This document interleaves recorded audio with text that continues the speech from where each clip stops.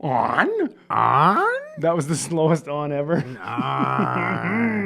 Welcome to episode 460 of the CCO Pre-Show. 460? Yeah, that feels like a bigger number than like 459. And I know that technically it is, but it's like feels substantially bigger than just one. It is definitely one larger, and holy shit about That's it. We are brought to you by the wonderful Patreon supporters at patreon.com/CCO Podcast. whether they like it or not. Yeah, and we got a new patron to shout out this week. That's exciting. Or like a returning one. We'll talk about it on the show tomorrow, and one that's going to be at CCO Experience Calgary, planning officially kicked off. Oh, that's exciting. Ooh. I think I was tagged in some stuff on Discord, which I'm excited about. Yes, I have a tentative list of attendees that have already expressed interest.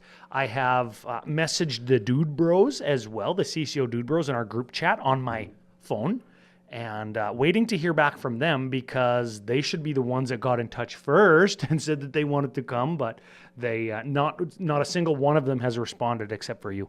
Really? Yeah, what a bunch of assholes. I know, right? I guess that's why we always say F you to them on the show. That's right. That's why we don't say glowing things about them and say they're 7s instead of 7.2s. Very much so. You know Hey, speaking of 7.2, Oh. I know that you had a bunch of stuff that we talked about getting to on the pre-show. We can get to it. Okay. Or I have a present from my Command Fest Toronto weekend. Is it a dark misprint, Visions Griffin Canyon? It isn't. And I probably don't want it. You know what? In hindsight, I should maybe hold on to this present. I should. But you know what? I'm a nice guy. And the present, truthfully, isn't actually from me. What? It's through me from... and you may have heard of him, a good friend of ours named Guy Pizza. Oh, I love that guy. Yes, made all of our skulls that you saw at the intro to this. He made a Gary skull. He made a Hardcora and Brooksy skull for the Damn Media group. He made me a gif of a brash taunter giving the finger. Oh, well, it's funny that you should mention that. Oh. It's funny that you should mention that because right here in my sweaty pocket, I have a... altered art brash taunter by one Mr. Guy Pizza. Ooh. Foil, because he knows he likes foils. He knows what's up. Of a brash taunter giving you the finger. Oh, that's so rad. So that's that. Oh, that's so cool. I didn't even know he altered cards. Well, that's so he's fun. getting into it, and Look he at showed that. me a few of his alters, and this is the best part. He gave you that, but even better than that, he picked up a copy of my altered art ebook, and he said, I'm going to give this a read, and I'm going to up my game so he can make more alters like that. Look at he did the foil, so it still looks like it's foil underneath where he had to redo the sky. Then he painted on a new middle finger. It's hard to tell even that it, like you can see it when you know it's there. But I'm going to show this to Sam when I get home. She won't know. She's going to laugh super hard. Think, oh my God, this is that card you're always talking about for some reason. And I'll say, yeah. And then I'll never tell her that it's an altar. And she'll just She won't know. think that that's how it looks all the time. It's Yep. perfect. Yep. Thank you very much, Guy Pizza and Ryan, for not hoarding that as I have hoarded the Dark Misprint Visions Griffin Canyon. Yes, so I showed producer Gary that when I got here today, and I think, and he can correct me if I'm wrong, but I think that's the first time he's ever seen a brash taunter. Really? So second time. Okay. Well, that's still. Like, You popped his brash taunter cherry. was it as exciting the second time, Gary? Well, because he got finger blasted this time. Yes. It's, Jeez, brash taunter. I love your finger. man, that Okay, is so good. dope, going straight into a deck. Straight into a deck. Yes, that's where that finger's going.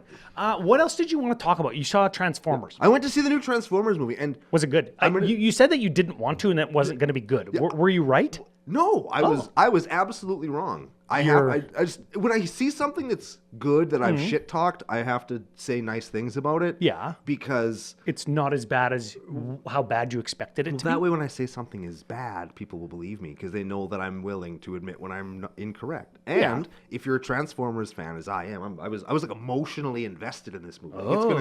it's gonna shit all over the lore of trying. I was being one of those like neckbeard guys, right? Banging the table, wanting pictures of Spider-Man. Yeah. And then I went and I watched it because it's like, I gotta see it. Oh, yeah. You gotta see it. You collect Transformers things, including memories of movies that you may or may not like. Exactly. And when I went to see it, like, I laughed, and it was. Did you cry? Didn't cry. Oh, okay. It was very well done. My only two actual complaints about it are strictly cosmetic, in that a Quintesson in the movies doesn't look like a Quintesson. Here's what Quintesson should look like. I'm going to describe it to you with my words. Okay. Picture a ball sack I'm doing that. that's upside down. Okay, it's getting weird. It's got tentacles dangling from it. And then How many? Like One big one that could give you like a Roman helmet? like 8 really skinny ones. Oh. And then it's got 5 scary faces kind of around the sides of it. That's Okay. what a Quintesson looks So, like. okay, let me get this straight. It's a beholder with faces and ball sack. Sort of, yeah. Okay. Yeah. Oh, so that's what. And then in this movie, they were just big, bulky aliens with like tentacles that hang out. But they look kind of like little Cthulhu guys. Well, it's a kid's show, Brando. Big miss. Big miss. Okay, that's Big miss okay. on That's that one. fine. That's fine because maybe it's somebody's interpretation, right? And then right at the very end, Don't give it away. this isn't with the ending. Okay. Because like at the end of every Transformers movie, they always have Peter Cullen, who is the voice of Optimus Prime, my cartoon dad, says some kind of epic speech about how awesome being a Transformer is. Yes. They did that in this movie, but it was Thor instead of Optimus Prime. Okay.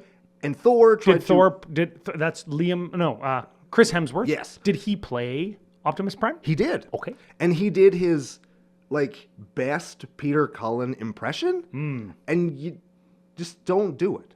You know what I mean? It just sounded stupid. Like you could hear him doing it, and it's like, nah, man, just don't do that. You did great for the whole movie. Just do your own Optimus Prime Zero- version of your voice. I have zero complaints about his performance for the whole movie, except for that one scene at the end. Forcing it. But exactly. It's like they're trying to give you the fan service, though. Just like pay Peter Cullen some money. He's alive. He'll do it. You know what I mean? Like if you're gonna try and do that, just do it. Don't half-ass it. Yeah. Those are my only two complaints. And if you're a Transformers fan, or you have kids that just like explodey, bright color, kind of funny CGI movies, highly recommend. It was there lots you of go. fun, and it's like 89 minutes long. So it's the perfect length of a movie. Yeah, so classic. Like old school so good. Disney movies. Like every single movie that Disney did from like 1947 to 1962 or whatever was 92 minutes long. Like every single one, because they like cracked that code. Yep. This is how much it should cost. This is how long your kids will be entertained. This is how many songs there's going to be. This is how long the movie will be. Yeah, Disney cracked that code pretty good. So Transformers 1, highly recommend. okay, there you go. You know what movie didn't crack the code on how many songs there should be? What? Joker 2.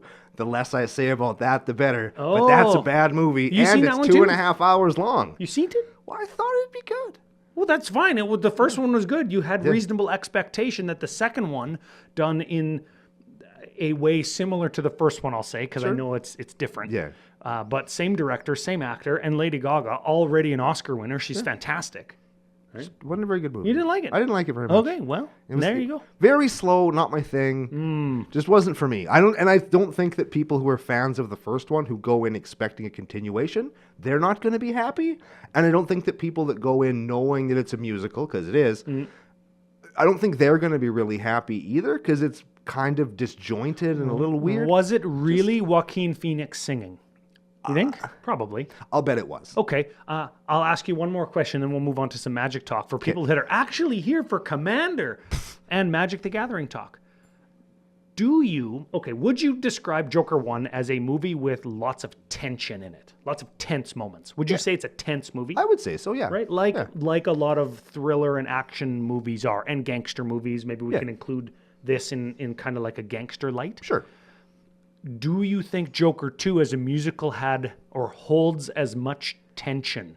No. No? And is it because of the musicality of it, or is it just because it's not as intense? It's because how they incorporated the musicality into it. It just kind of took some of the tension. You know, like It brightened it up, maybe. remember in all of the how like in all the Marvel movies, kind of near the end of the You're the phase, acting it like was I've good. seen all the Well, frickin' Marvel movies. You'll know this reference though, and so will the people out there. How every intense scene they ever did in a Marvel movie, they punctuated it with a joke to kind of flatten that emotion that they had elicited. That is a technique that storytellers have been using since the 1500s. You might have heard of William Shakespeare. He invented that. Yeah. Comic relief, it's called, right? He shouldn't have, because if you overuse it, Shakespeare, he didn't know what he's talking about. If you overuse something like that, it steps your movie kind of is flat now, and that's kind of what balances Joker did. it balances the tension with lightness, airiness, comedy. Too much. Too much. Okay. Yeah, they went a little bit too hard on it, and it just kind of didn't end up being that good. So, Man. if you want to see it, by all means, but be aware it is a musical. It is 2.5 hours long, and it's not very good. Bro, I saw Rent in the theater. I'm sorry. Out of all movies that I should have seen, and out of all the movies that I haven't seen, Yeah. Rent is one that I have, and in the movie theater. Dang. What the ass was I doing? I don't know. And it was with 3 other dudes. I didn't even go on a date with a chick. A lady. What the ass? What were you thinking? And then, this is going to make it sound really bad. We all shared a hotel room because we were in Edmonton, and then I got strep throat. I don't want to fill in all the blanks in between all of those things. Nor do we want you to. No, but like, I was so sick on the drive home. I had a fever for like 2 days. I got a rash. Man. Possibly related to having a fever and strep throat, not for other reasons or in other places. But I will say there was a jacuzzi tub because we were in the Roman room in the Galaxy Hotel. Neat. You ever stay in one of the themed rooms? Yeah, we stayed in the hotel, or the Hollywood Bigwig room. We stayed in the hotel room. Yeah, the hotel Uncle room. Brando, that was not a theme room. It was just like every other hotel. It was so Well, good. it was the perfect hotel experience. Yeah. Have you ever stayed in the Duskmorn room? What? No, probably not. Have you seen any Duskmorn cards come into play at the LGS? I have. I have not because I haven't been there. Broken Yeah. leg and can't drive, remember? Yeah, I do recall. Okay. I do recall. You were in Toronto. You might have seen some. You know what? You didn't play a lot of games, I know, but I you do might have a seen little bit of a couple. Toronto recap. I did one on Commander at Populum, but I have a little bit of a Toronto recap and some stuff to talk about on Commander Cookout. The deck we're doing is going to go a little bit fast. So I have a couple other things that I would love to touch on, and a little bit of Toronto is good. Yes. But what did you see and how was it? What has Duskmorn done thus far? So far, not a huge amount. Mm-hmm. I saw 2. Here's something that both of us are going to kick ourselves in the face about, actually. I saw 2 pre-cons of Duskmorn played, and we were completely right about them in that they weren't really good. Okay. And they didn't have the things that they needed to make them work. Okay. Did you know that the Aminatu one has an infinite combo in it? No. Does. Cool. One of the doors turns all your permanents into enchantments. One of them has whenever an enchantment comes into play, you copy it. Oh. And it's a creature. So it comes in, copies itself, copies itself, copies itself, copies itself, copies itself, Like copies ad itself. infinitum? Yep, up to a number. And since it says May on it, then you stop. And then you pass the turn. And when it gets back to you, you win the game. Does WotC know that? Or at the time that they built it, do they know that? They better have, because, I mean, we missed it. But of course we missed it. We're idiots. Yeah. But, and it was also the only thing that deck can do to win, because holy crap, is it bad. Yeah, It is- you got to take Aminatu Ooh. or Master of the Keys out, and you got to build those decks, because those decks I think would slap. Yes, but right? the deck that they come in, don't. At least we played 2 games with it, both of which were just abysmal. And we saw the red-black deck played as well. It held its own a little bit better. That but deck in Toronto was going for like $105. It had the same issue that we talked about on the show, where it has all the stuff that it needs, Yeah. but it works. It's like working on the wrong axis, so it just was real clunky, and and the clunkiness kind of came through in a lot of the turns. You know what? It was unfortunate. This is maybe just a me thing, but whenever I've bought a pre-con and not kept it and modified it, but because I've only really ever done that maybe once with my Sauron deck, which was already a good pre-con. You drop your commander, you get like 25 power on the table. It's pretty good across 3 bodies. Yeah. Right? And then you add things like Lorien Revealed and the One Ring and every other good card from Lord of the Rings and Grixis colors. Like, the deck is fine. Yeah. Right? But I think if you said you have to pick a precon and you have to just modify it 1 card at a time over the course of like a year. Yeah. Maybe you play like 30 games and you in a year you change 30 cards. Okay. I think that would be fun because you can identify the clunkiness and the clunkers, if you will, Yep. and replace them and tweak them over time and have the satisfaction of knowing, oh, I finally get to take this clunker out, or oh my God, I took this clunker out and put this card in. I finally get to play it. I think with precons that are a little bit sub-optimized on purpose as a means to feel good when you upgrade them, I think that that's something I would like if I was a precon mod kind of player. I'm not. No, I mean, I'm not either, but that kind of thing. But I appreciate what you're saying. Yeah, I could see how it would be like appealing. And I think that you are correct. I think that you are, based on my experiences with those. I got to play a couple of new Duskmourn cards, and by a couple, I mean I got to play the same one 3 times. It was Screaming Nemesis each time, and each time because I was playing with 5-color mono. Screaming Nemesis, that's one that halves your life total, right? No, that's the one that when it takes damage, you can deal damage to something else, kind of Brash Taunter-ish. But if it hits a player, they can't gain life for the rest of the game. Yeah. And I was playing with 5-color mono white Angel Aaron, who always has life gain in his decks. Yeah, get bent. So it was just like, there we go. And he looked at it and was like, that turns my whole deck off. And I was like, yep, better not attack me then. And then he's like, okay, fine, I won't. And then he attacked Ben. Oh, good. And then it goes around to Ben's turn. I'm like, hey, Ben. He says, what? It's a nice 2/2 you got there. He says, yeah.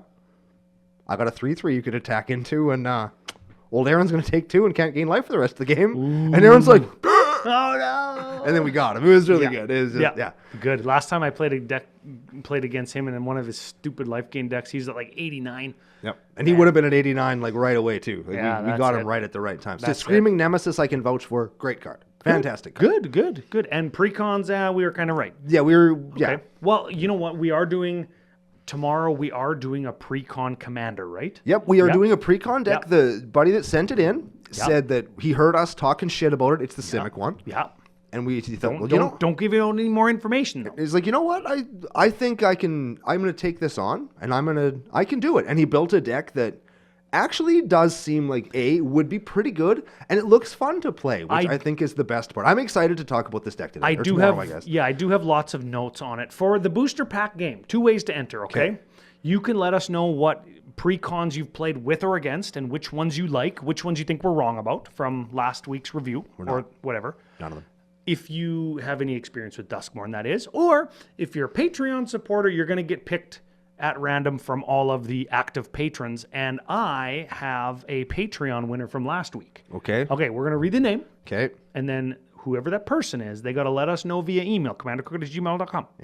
If you want a CCO sticker pack, CCO token pack, or crummy old pack of magic cards. Yeah. Look at on the screen. You can just barely see the middle finger planeswalker. Symbol. Yeah, symbol. Sticker. Yeah. Okay, so Matt Moorhead. Wish that was him. Do you think that means he has just like a giant head? He has like 2 scoops of head. Oh, we went somewhere else with that. He's got like an 8 head. I want 2 scoops of head. Like on your shoulders? No. I don't get it. Good. This guy probably looks more like for me. Does this guy look like a fucking Funko Pop? Like, is that what's happening? You know what I mean? Maybe he does. I don't know. Matt Moorhead, get after us if you want to win your prize. Have you felt any of the impact of the bans, the recent bans? Remember we talked about those? I was joking about it all of EDH&M last night as we're recording this last night. Because I only brought decks that lost cards. Oh. Just to I'm going to see. You know, I replaced Mana Crypt and what's his name? Coxlad Extortionist with Mountain. You know what I mean? Like, let's go in and see. With Mountain, and I was just because I got blown out first in the first 2 games. Like, God damn it! Without these cards, my decks don't work. But I mean, whatever, right? Like, it is what it is. Once I got land flooded and I got mana screwed both games. But whatever. The point is, I haven't noticed a difference. I don't think anybody else in our play group at the tables that we were at, no difference. And from conversations I was eavesdropping on, most people seemed pretty behind the bannings in principle. Like in favor of them, you mean? Not behind as in they didn't hear about it. Yeah, like they're in favor of them happening, but they could see if something gets unbanned in the future due to changes in the power structure of EDH. Yeah. They're not going to be mad, with the exception of Dockside Extortionist. I think everybody seems to agree that one can fuck off and stay fucked off. Dockside, you mean? Coxlad, yes. Yeah. Okay. Yeah, lots of talks. That's what I a little bit wanted to touch on of my Toronto experience is there was actually a ton of talk and not any like animosity, just kind of, and without making it sound all kumbaya and stuff, right? But like just general feelings of sad, or I felt let down, like this shouldn't have been how everything happened.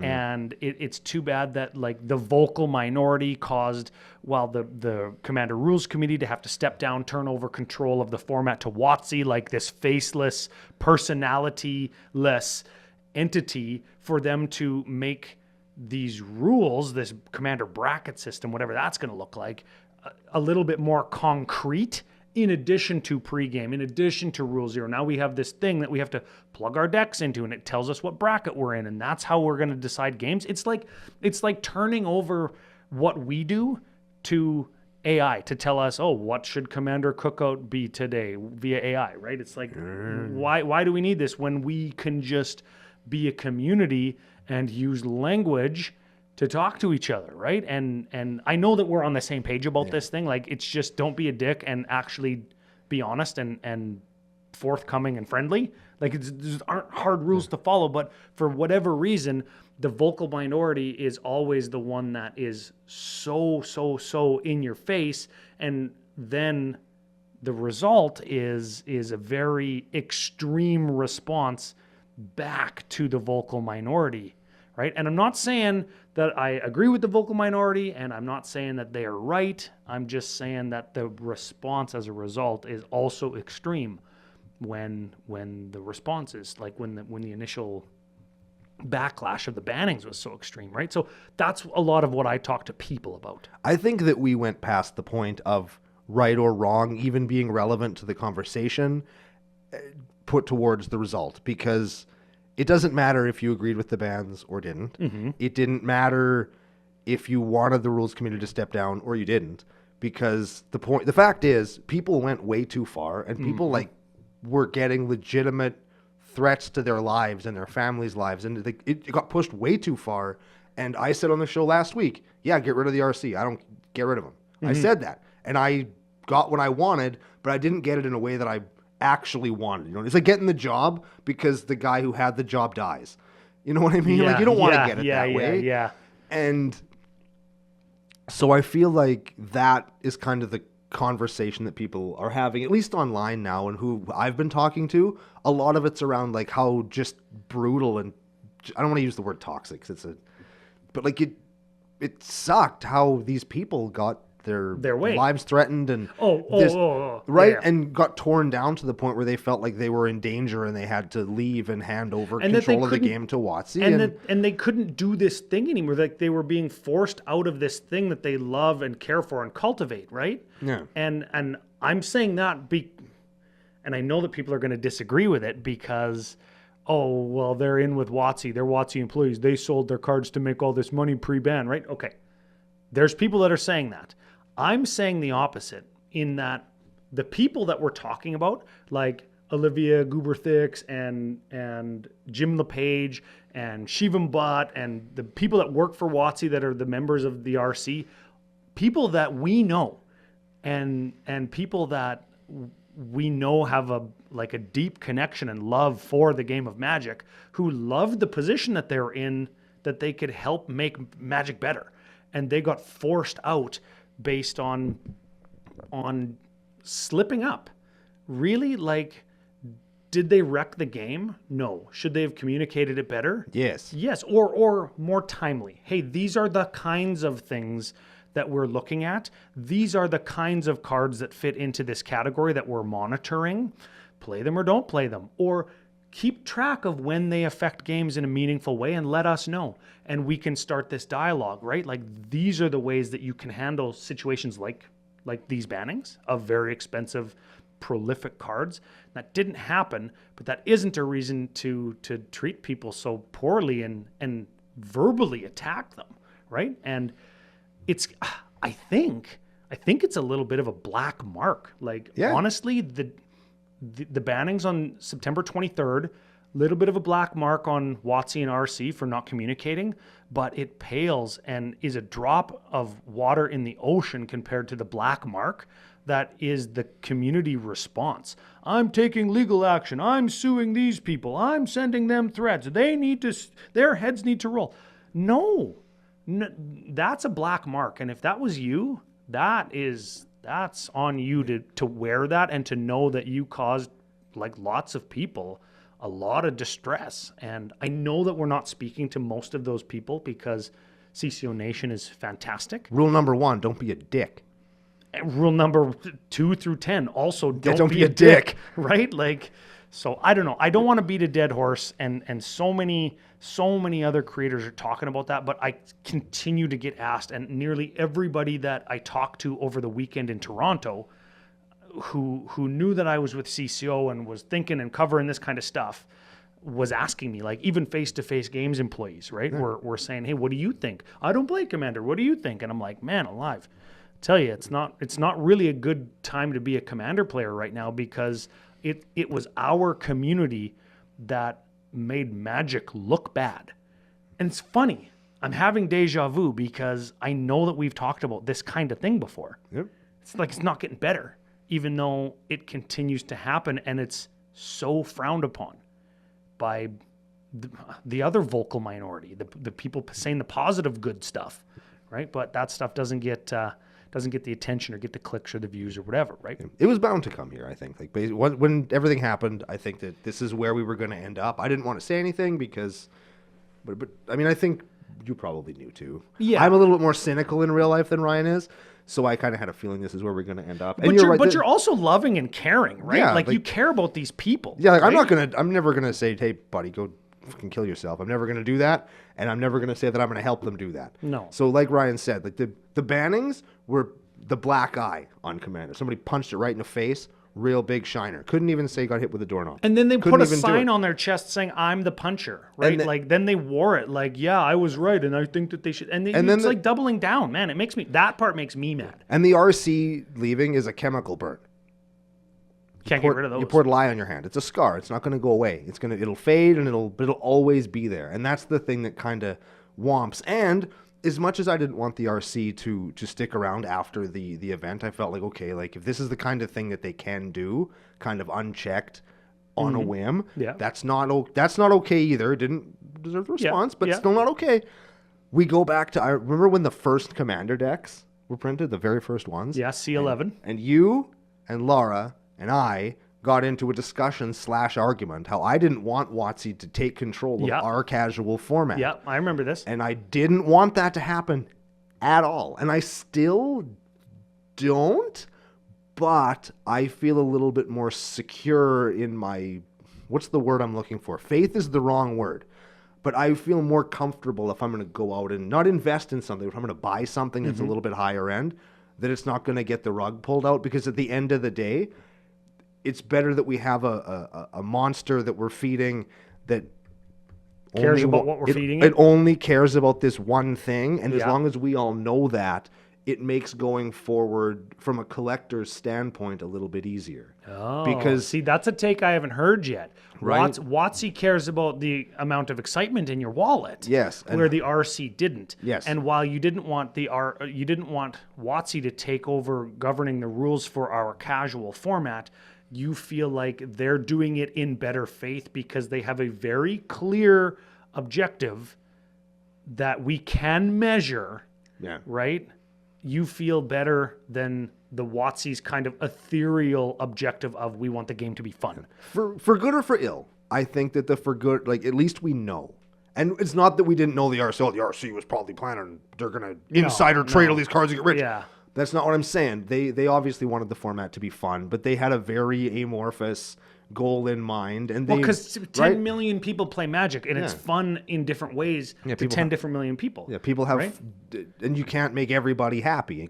Obviously. Yeah. But when you're trying to make, air quotes, everyone happy, but at the end of the day, the only people that you really want to make happy are your shareholders, because money, that's easy to understand, and it's easy to work around. And at least we're in a framework now where we get it. And I'm not going to say that the sky is falling yet. I don't think this bracket system is going to work. I think fuck that. But I've also said for years, fuck Rule 0 too. Like, just don't be an asshole and don't show up to pub stomp people when there's nothing on the line. And we're all going to have fun. And if somebody is doing that, remember what their face looks like and don't play with them anymore. If you have a friend that's doing it, tell him to stop or you're not going to play with them anymore. That's how friendly relationships work in real life. It's to know what the framework is that the governing body cares about, or what the end goal of the governing body is now, that does give you kind of a track to walk along, or a pathway to understand along, right? Whether you like it or not. Yeah. Right? Fun was too subjective and too ethereal, right? And what is casual versus what is competitive? Too ethereal, too subjective, right? But knowing what this is, we know what this is, and that's the way it's going to be handled now. Like when Commander 11 came out, and it was starting to become about this. Soul rings in every deck. We made up Command Tower. We're giving you new legends that you've never seen before, specifically for this format. This is what the game is turning into. Give me your excitement, right? And if we're all moving along that same pathway, we all know what the rules are, and we can all reasonably expect that if anything is going to abruptly change, it will be communicated before that change happens. So call it a blessing in disguise. Ultimately, I mean, you get anything big enough, and one face, one person, one small group of named individuals can't handle it anymore. And it needs to be driven by a team of people behind a firewall that is the multi-billion-dollar publicly traded corporate enterprise, evil money, like corporation. That is Hasbro till all are one. Yeah, exactly. So, man, we probably went, I don't even know how long, probably another 40 minutes on another 40-minute pre-show on the band list and stuff. But it's important to talk about because, again, we can talk about it together because we know where each other stands, and if I think you're wrong, I'll tell you, and vice versa. And we're friends, and we can agree or disagree on kind of the same terms. And when we talk face to face, there's tone and inflection and thoughtfulness and facial expressions. When you're screaming at a phone screen or your computer screen or listening to a podcast alone in your car, you don't get any of that communication. You don't get any of the subtleties. So to really flesh it out and get, like I say, penetration into the topic, I think is so important, and it's not going to end. So much so that Uncle Brando actually even had some feedback from some of the people we go to the Coachman licensed beverage room with on EDH nights is maybe, and let us know in the comments if you'd like more talk like this on the show proper instead of a deck tech or as many deck techs on all of the new products that we do. So I don't know. We'll mention it on the show too, because I like having conversations like this. Yeah. And I think it's really good for like CCO Nation community building to let everybody know kind of how we all feel. Yeah. Without, again, sounding too kumbaya. Without being a fucking asshole. Or being an asshole, if those are the two ends of the equation, right? We can all sing around, hold hands, and kiss, or we can be assholes. And I mean, I guess I kind of don't want to do either of those. I want to go right in the middle. Yeah. Right in the middle. And then it's easy because like a little bit either way, you know, maybe Uncle Brando gives me a misprinted Griffin Canyon one way, and maybe I'll give him like a Brash Taunter the other way. I don't know. Well, I already have the Brash Taunter. I don't need to give you the Well, I'm giving it to you in good faith. You didn't say that before you gave it to me. Well, no, but I can change the rules. No, you can't. I'm pretty sure I can. No. You do that every time I see you at CCO Experiences. That's my job, though. That's literally my job. That was one of the rules we came up with when we came up with the rules for the game. Oh. You follow the rules. Must not have been there. I do not. And you were not. And that's why that rule got unanimously passed, because your team didn't even back you up. They backed me up because they knew it would be funny. Oh. And that's why I'm like X and whatever at CCO Experiences. I win all the time. X and 15. Don't even have to show up. I just win. Oh. It's pretty good. Well. It's a good way to live your life. It's just by winning all the time. And everything. Even if you cheat. Nah, don't cheat. No, don't cheat. Don't cheat at real life. Don't cheat. Just win. Okay, so Toronto recap, Patreon, Sidewalk Slam. We're setting that up. We've got a potential date. Yeah. Yep. And we've got a deck to do tomorrow. 460? Wow. hit our theme song? Brr, brr. Bye-bye.